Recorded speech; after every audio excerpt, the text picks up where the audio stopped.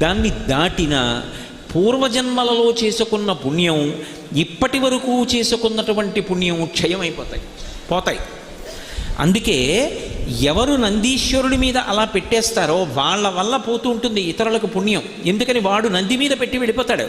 గాలి వేసింది, ఆ మారేడు దళాలు కింద పడిపోయినటువంటి మారేడు దళాన్ని వెనక వెళ్ళినవాడు తొక్కాడు. ఇప్పుడు ఆ పాపం ఎవరిది? ఇద్దరికీ వస్తుంది.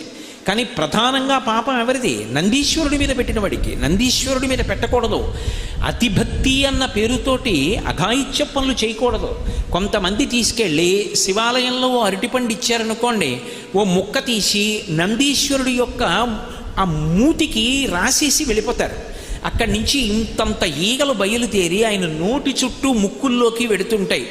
ఆయన నిరంతరము శివదర్శనం చేస్తుంటాడు. ఆయనకి అది ధ్యానభంగం కల్పిస్తుందా, కల్పించదా? ఒక ఆలయంలోకి వెళ్ళాము అంటే